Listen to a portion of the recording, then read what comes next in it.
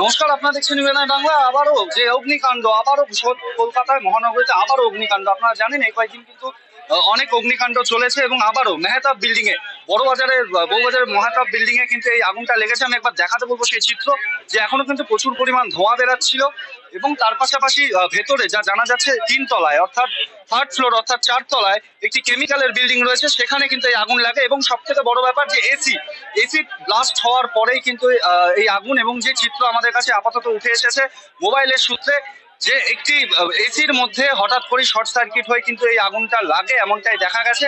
এবং বর্তমান পরিস্থিতি আপনারা দেখতেই পাচ্ছেন, বর্তমান সময় দাঁড়িয়ে এখনো দুটো ফায়ার ব্রিগেডের ইঞ্জিন এসেছে এবং ডিজাস্টার ম্যানেজমেন্ট কলকাতার টিমের যারা, তারাও এখানে এসেছেন এবং উচ্চপদস্থ কলকাতা পুলিশের আধিকারিক তারাও এসেছেন। এবং আমি দেখাতে বলবো যে এখানে কিন্তু সমস্ত গেট বন্ধ। এই যে বি ব্লক এবং অপরদিকে যখন আমরা একটু আগে দেখালাম সেটা ডি ব্লক ছিল এবং এটা বি ব্লক। এই বি ব্লকের কিন্তু গেটগুলো আপাতত বন্ধ করা রয়েছে, যাতে কেউ কোনোভাবে ঢুকতে না পারে। এবং ভেতর থেকে কিন্তু কাজ চলছে। দমকল সূত্রে যা খবর, এখনো পর্যন্ত কিছুটা নিয়ন্ত্রণে আনা হয়েছে আগুনকে, এবং এই আগুন বাইরে নাও ছড়াতে পারে এমনটাই কিন্তু অনুমান করা হচ্ছে। তবে একটি ভয় রয়ে গেছে যে আবারও কিন্তু একটি কেমিক্যাল ফ্যাক্টরির মধ্যে, কেমিক্যালের গোডাউনের মধ্যে এই আগুন আবারও কোথাও গিয়ে একটা কিন্তু ভয় দেখাচ্ছে। আমরা সেই চিত্রই দেখবো।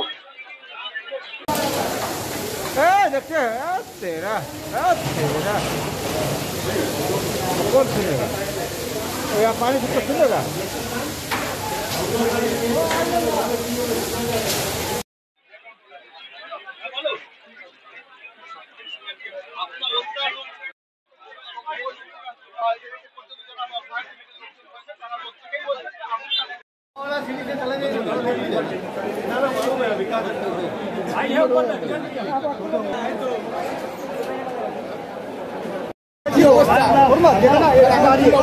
যেখানে আগুন লেগেছিল ওটাই ওতে কি ছিল দেখুন, এখনো সেইভাবে বলা আপনাদের সম্ভব না। আপনারা বলছেন কি ছিল, একটা বলে দেবো, ভুল কথা হবে, সেটা নিয়ে সম্ভব না। এখনো কি পকেট ফায়ার হচ্ছে? ওষুধের রিলেটেড জিনিস আছে। পকেট ফায়ার রয়েছে কি?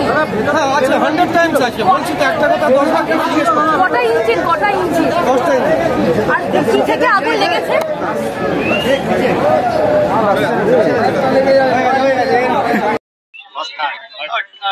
ওখানে কি আছে আসলে? দোকান কেমিক্যাল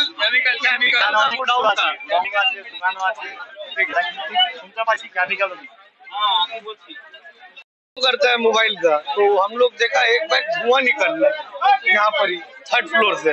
बस देखा, फिर ये अंदर गया तो देखा आपका सामने जो एसी पट रहा था, बस वैसे ही करते करते थोड़ा बढ़ गया। 3rd floor. हाँ, एसी एसी में बाद में लगा, पहले शायद केमिकल का कोई गोडाउन है उसमें शायद लगा, ऐसा सुने हैं हम लोग कि केमिकल मेडिसिन केमिकल जो গোডাউন আছে, তো আশেপাশে লোক থাকে। করা যায় যে পকেট ফায়ারগুলো রয়েছে সেগুলো যাতে অতি সত্বর নিয়ন্ত্রণে আনা যায় সেই চেষ্টা কিন্তু এখনো চলছে, এবং ভেতরে ঘেরাও করা হয়েছে এবং সাধারণ মানুষকে দূরে সরিয়ে দেওয়া হয়েছে যাতে কোনো রকম আপত্তিজনক কোনো ঘটনা বা সাধারণ মানুষের কোনো বিপদ না ঘটে। একদম মেন রাস্তা থেকে আমি দেখাতে বলবো ব্যারিকেড দিয়ে বন্ধ করে দেওয়া হয়েছে যাতে কোনো সাধারণ মানুষ এইদিকে ঢুকতে না পারে।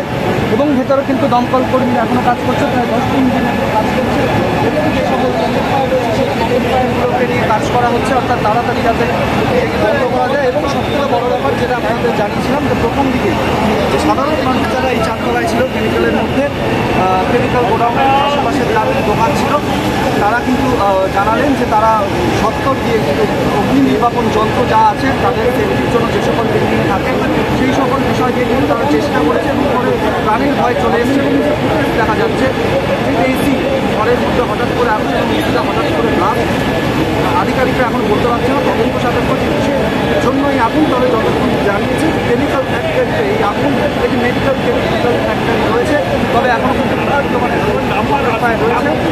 দমকল কর্মীরা এখন কাজ করছে, এখনও পর্যন্ত প্রায় 10 মিনিট কাজ করছে এবং পরবর্তী কী হয় সেদিকেও কিন্তু আমরা নজর রাখবো।